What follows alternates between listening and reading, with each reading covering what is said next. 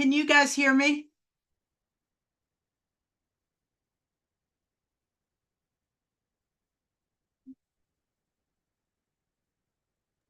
I can hear you. Hi, that's good. I'm not hearing them, but maybe they're still on mute. Call the meeting back to order.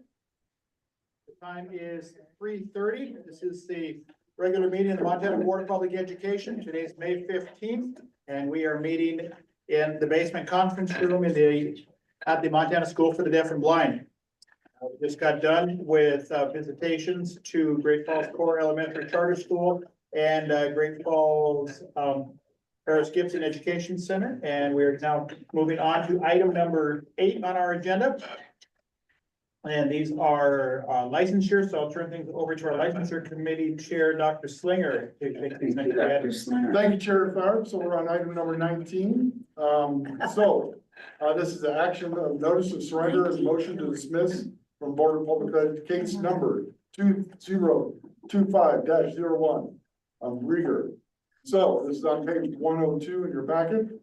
I see we have Mr. Craig's on there. Do you want to lead us through this, sir? Mr. Chair, members of the committee, I'd be happy to. As a quick refresher, on January 24th, 2025, OPI recommended to BPE that Ms. Rieger's license be revoked pursuant to section 20-4-110, subsection 1F of the MCA for immoral conduct related to the teaching profession as generally defined in ARM 1057-601A. Ms. Rieger was a teacher with the Park City School District. While employed with the Park City School District, Ms. Rieger engaged in repeated and continued inappropriate conversations with the minor daughter of her fellow teacher, which involved discussions about sexual confusion, breasts, smut, porn, and favorite sex stores in the Billings area, criticizing the parenting style and decisions of Ms. Rieger's fellow teacher and mother to the student, while discouraging the student from sharing their conversations with the mother. Sharing confidential information regarding other students with the student, as well as secretly purchasing a chest binder for use under the student's clothes without the student's parents' permission or knowledge. On October 11th, 2024, Ms. Rieger, following an investigation by the Park City School District, resigned in lieu of termination. On December 11th, 2024, Park City School District informed OPI of their investigation and Ms. Rieger's resignation in lieu of termination. And following the initial hearing before the Board of Public Education on March 11th, 2025, on April 4th, 2025, OPI received the signed and notarized affidavit of surrender of educator license from Ms. Rieger. In light of Ms. Rieger's surrender of her license and considering the fact that OPI has reported this surrender to NASDAQ, OPI moves for the BPE to dismiss the license discipline action case against Ms. Rieger in BPE 2025-01. Thank you, sir. Mr. Chair, I have a motion. I thought we figured the best way. We did a motion and second, then if there was any discussion. Yep. Thank you, sir. So I move to approve the surrender, a notice of surrender and motion to dismiss Board of Public Education case number 2025-01. Got a motion to approve the notice of surrender and motion to dismiss. Is there a second? I second. Second. Any board member discussion? Board member discussion or questions on this issue? Any public comment? Public comment online? Seeing none, we'll proceed to a vote. All those in favor of accepting the notice of surrender and the motion to dismiss case 2025-01 signify by saying aye. Aye. Aye. Carried. Great. Thank you. Item number 9, sir. Thank you, Mr. Chair. So next up, and thank you, Mr. Craig. Appreciate your time. Thank you, Mr. Chair and members of the board. So we're jumping to 10? Yes. Okay, we're jumping to item number 10. Information on practice for generating best review and qualifying score for elementary education. This is simply an information item. Hi, Crystal. Good to see you. We're on page 108 in the packet. So again, this is an informational item for us. So Crystal, if you could lead us through this, that'd be great. Please. Okay, great. Good afternoon, Chair Tharp, Chair Slinger, and members of the board. My name is Crystal Andrews, ANDREWS for the record. I am the Accreditation and Licensure Senior Manager at the OPI. So this past winter, we shared with you information about our current elementary education practice and the scores at our EPTs, along with information about other test options. Since that meeting, I've worked closely with Christy Steinberg at the University of Montana and the Praxis Working Committee. And it was determined that Montana's EPTs would like to offer the 5001 elementary education multiple subject test. I think Lisa Sloan Durham is joining me today, our ETS representative, as we will give you a summary of each subtest, a brief summary of each subtest and where we are in the process. So like Chair Slinger said, we are on page 109 in your packet. You will see that the 5001 elementary education multiple subject test is broken into 4 subtests.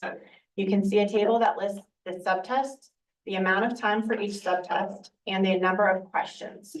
To compare with our current test, the current test is a total of 150 minutes long and has 140 questions that covers all 4 content categories.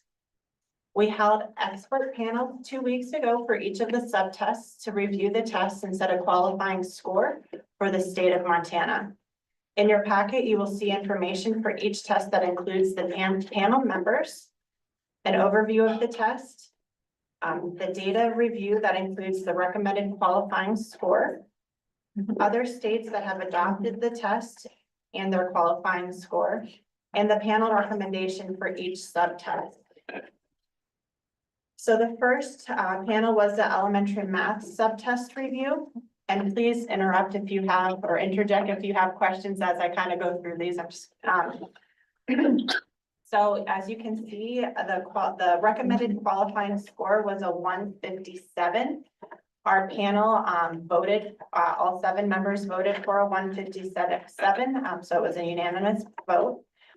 With that score, since the packet was done, we have met with the Praxis Working Committee, and they also recommended the score of 157.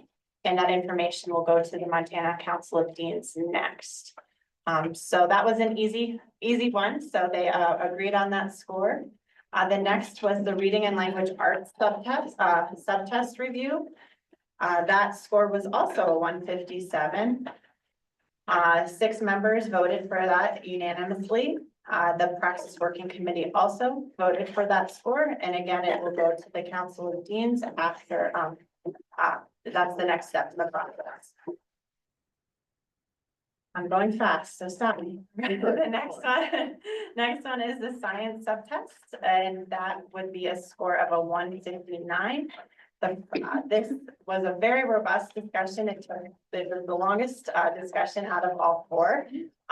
There was a vote, 6 members, 5 of them said a score of 159. I believe that is so small, but that is what was the recommended score was.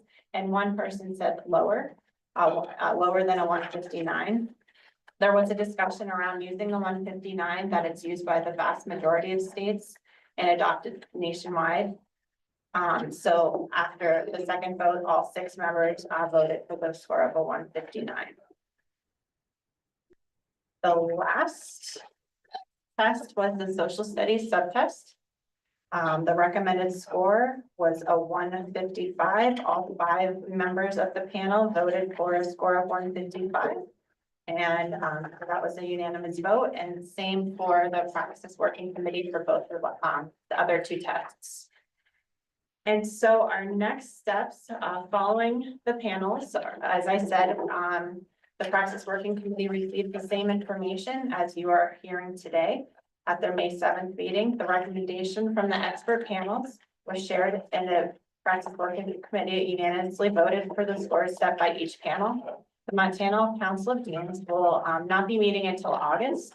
So I think that Christy will be sending an email, or I think she actually has sent an email for the Council of Deans to do a vote by Qualtrics, like an email vote to on all of those tests. And from there, a recommendation will come to me from the Montana Council of Deans, and I will bring that to you at your July meeting for what I loved Chair Slinger was a very quick, action item, so we don't have to go through it again, but we will, carry that vote at the July meeting. So that is where we are in the process. I appreciate it very much. I also really appreciate the layout of this report. I love seeing the other states and seeing how they compare. I am fascinated why South Dakota is so low on all these test scores compared to. Arkansas. Well, Arkansas. I know. I wasn't gonna bring them up. They're 20 some points lower, which I just would never. They're looking for teachers, would you? Yeah, shocking. I know that, Arkansas and Lisa can say more, they have a set of, that their practice scores, they, do lower on that, whatever, that's how they set it for all practice tests, so, yeah. Fascinating. But I was shocked at South Dakota because it was close. I mean, they were consistent. They've always been low on that experience. But I do appreciate the snapshot. It means a lot to me. Try to make it a little bigger next time. Yeah, well, that's. It's hard okay. for We me can to, see I on it. keep it down on pages, but No, that's fine. thank you. And while I don't always believe that we have to mirror what our surrounding states do, I think we need to do what's best for Montana. And if that's a higher score, it's a higher score. And so I appreciate that very much. So, especially as we're trying to be aspirational in all these areas. Does anyone else have any comments, questions, anything? I think you're joined now by, do you have any comments or anything? Or you just- Okay. No, just appreciate that feedback. I work really close with Crystal to make sure that we're providing all of the information so it's easy for Montana to make those decisions. But if you did have any questions for me, I'm happy to answer them. I just want to provide a support to you all. I guess the only other thing is, it looks to me like it significantly increases the number of questions and also the timing of the tests. I mean, like doubles almost, and, any comments, thoughts that should be, what is that, be more thorough, be more robust? Any ideas on that? So Chair Thorpe and Chair Slinger, I will let Lisa comment, but the only thing I would say, and how we really talked through it with the panels, the bonus to the test being divided into subtests is that, they can be taken at any, you don't have to take them all at once, unlike the tests that we're giving right now. They can break them up or say, like, I will admit in front of everyone, the math was a struggle for me when I was taking these tests many years ago. I did pass, but I knew that if I didn't pass the math, that then I could retake that math section instead of the entire test. And so then it actually would be cost savings to just take a subtest over rather than that whole big test and having to do the reading and the social studies all over again. So I think that you could look at it in both ways. Yeah, it's longer, there's more questions because it's broken apart, but it could end up being a benefit to have it. But I don't know if Lisa would like to share anything else on that. No, I think Crystal, you did exactly that. The psychometrics behind it is when you break them apart to be able to look at each score, you have to be able to have a certain amount of questions also for the validity and reliability of the assessment. But being able to do it this way, I'm just going to add a little piece there is also it gives great feedback too, right? So when you're also going to be able to look at subcategories.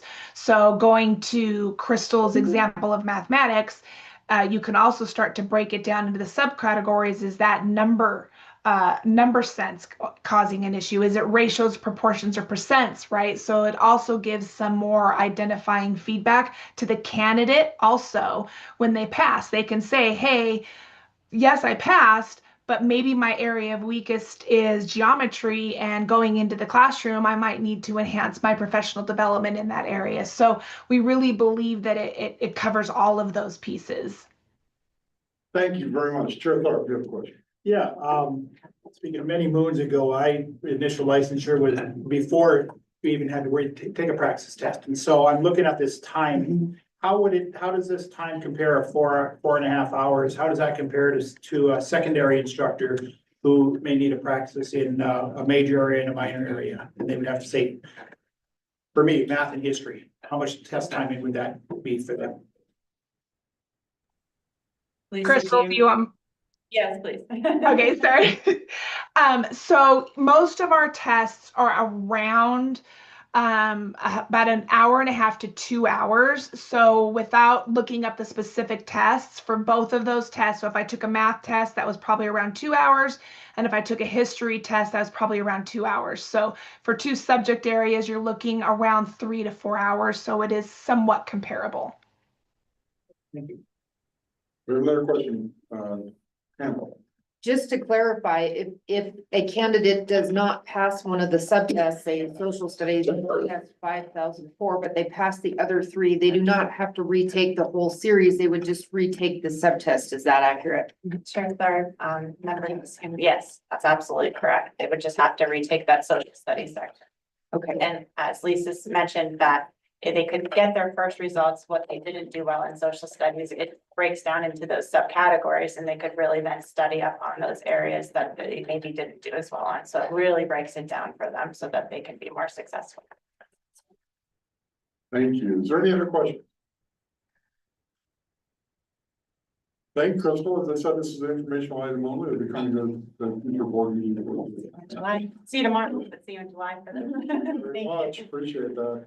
Okay, let's move back to item number 9, discussion on council for accreditation, educator preparation, MOU, Dr. Murphy. So just some background information for the fellow board members that aren't on this committee. So originally, if you remember, we were planning to move forward at this meeting with moving forward with the MOU.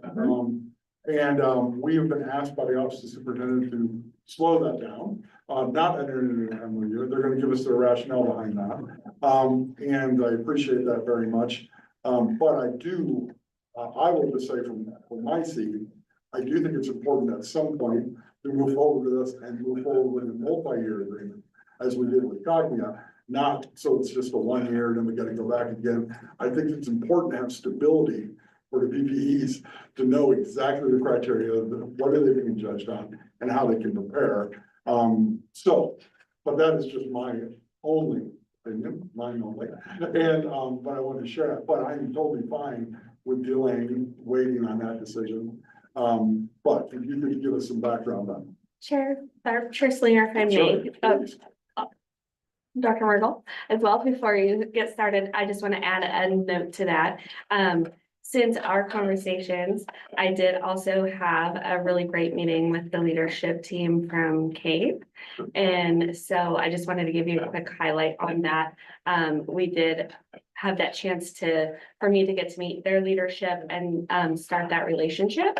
So that went really well. They invited us to some upcoming opportunities where state leaders can collaborate and talk about and learn more about their process and what that looks like. As OPI team members have often been involved in the commissioner's office, I hadn't personally had a lot of background knowledge besides what we learned as board members before about that practice. So that was really helpful for me also to understand what the MOU and that partnership entails. So we had a very positive meeting, and they said there was no urgency in this. So we are just laying the groundwork, and we'll likely revisit this in a coming meeting. So sometime soon, be asking if you guys would put that on the agenda. So just a little bit out of the routine.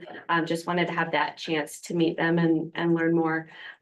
Taking my time before I engage in signing contracts and into partnerships. Definitely do not want to create any kind of uncertainty for our EPPs or universities, and did communicate all of that with Dr. McLean in their office. So we did find out, for example, Dr. McLean had a great question about, we have some results that will be coming in July, I believe from the Billings review. And they said there was no, taking a little bit of time to enter into the MOU wasn't going to cause any disruptions or delay any communications or opportunities for professional development or anything like that CAPE offers. So I'm learning more about what they have to offer and building that relationship with them, and we'll likely bring the MOU again soon, but I'll let Dr. Myrtle kind of explain what we have coming up with CAPE as well. Thank you. I appreciate that background very much. And this affects basically our 4 largest right? Four of all of them, yeah, so, Right. yeah, okay, great.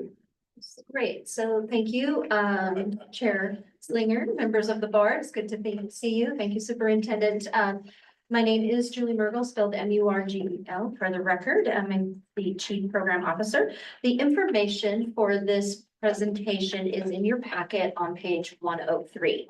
And the purpose of this is to just discuss this partnership agreement between three entities, which is the Montana Board of Public Ed, CAPE, as well as our superintendent. And so when you look at this packet, you'll notice it kind of outlines, as Dr. Slinger has mentioned, we have 4 educator preparation programs in Montana who voluntarily participate in the joint accreditation process between the state and CAPE. That's the University of Montana, the University of Montana Western, Montana State University, and Montana State University Billings.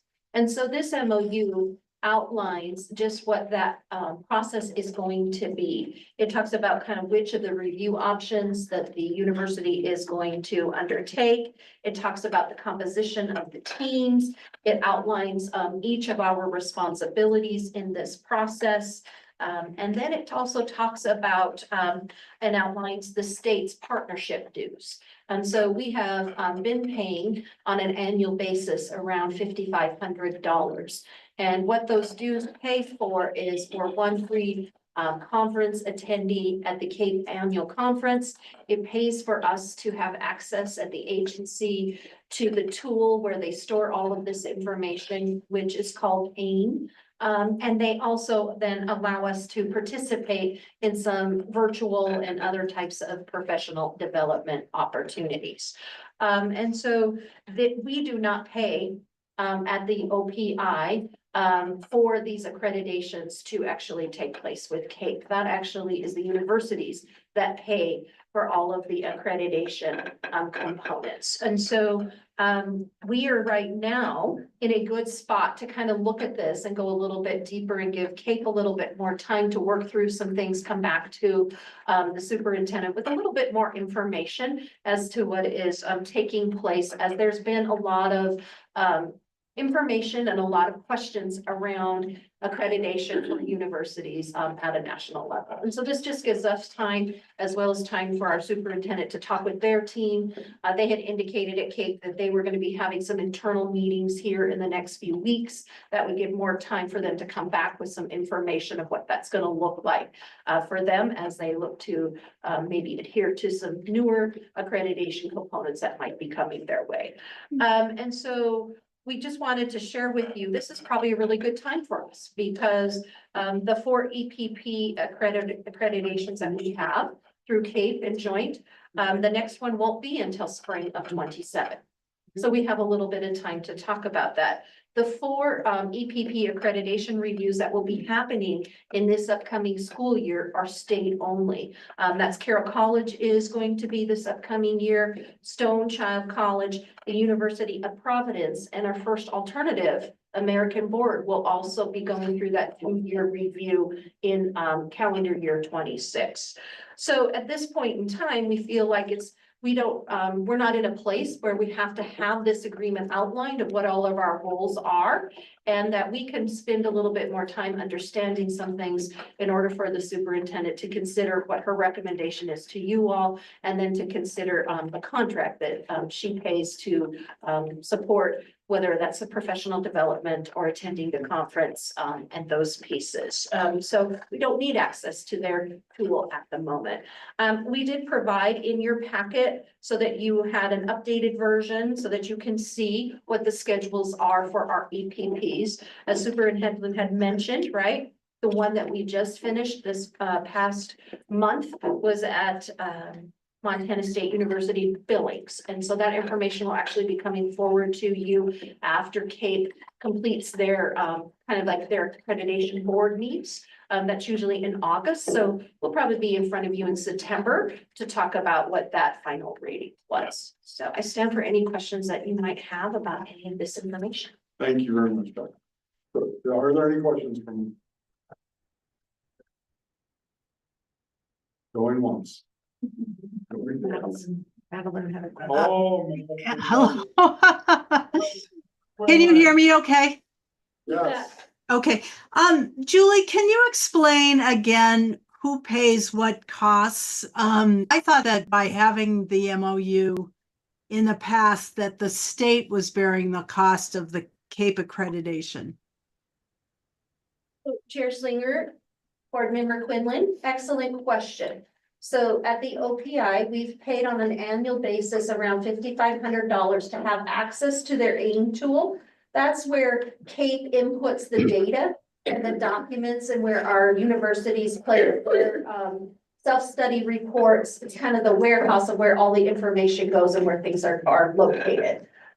So that allows us to have some state members have access to that. So like Crystal has access to that tool, I have access to that tool. It also pays for us to have one free entry to the CAPE annual conference. So if, for example, Crystal went, she wouldn't have to pay for the conference fees, but we would still have to pay for the travel and the hotel.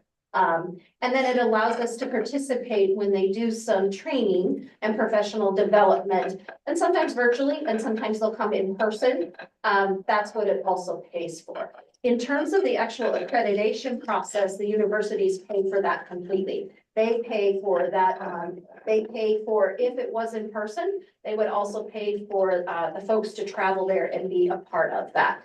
The CAPE reviewers that are nationally trained are volunteers. They actually don't make the money. So the universities pay a fee, an annual fee to be a part of CAPE, because even an off cycle, they do what you call every year self-study annual reports that they provide to CAPE. So we at the agency do not pay for the actual accreditation. Okay, and that's how it's been in the past, and that's how it would continue to be if we move forward with the MOU. Chair Slinger and Board Member Quinlan, yes. Thank you. Thank you. Is there any other questions? Yes, Dr. Thank you, Mr. Chair, members of the board. Not a question, but first off, on behalf of the Commissioner's Office, I want to signal our appreciation to the superintendent and to Dr. Myrtle and Mr. Klattmeyer for the thorough conversations ahead of bringing this back to you, this recommendation. We really appreciate that collegiality and the opportunity to take a look at any immediate or long-term impact. And as you heard, they were very thoughtful and careful in this, and we support the superintendent's recommendation at this time. And we will definitely stay in touch with the superintendent and her team as these conversations move forward with CAPE, as the understandings develop and mature. And we just have an eye to next spring, when our University of Montana campus will be gearing up for their 2027 accreditation. And so we will stay in touch with the superintendent, work with her to get that on your agenda in a timely manner so that there is no disruption to the CAPE accreditation process in Montana. But I do just want to signal one more time our deep appreciation to the superintendent for her consults with our team before you folks. Thank you very much. Any other questions? Not a question, but a comment there. I really appreciate, and the timing of this couldn't be more perfect for this, and allow new leadership at the OPI to just get her feet underneath her with all of them.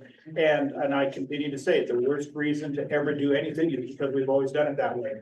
And it's important for her and her team to be fully cognizant of everything that's going on with CAPE and the process and be completely comfortable with it. And I'd just like to echo something that Dr. Slinger said. It would be, since we signed a long-term agreement with Cognia, it once, give the OPI time to be comfortable with this process. And I would hope that we would be able to get a long-term agreement, or at least longer term, rather than have to revisit it every year with CAPE as well.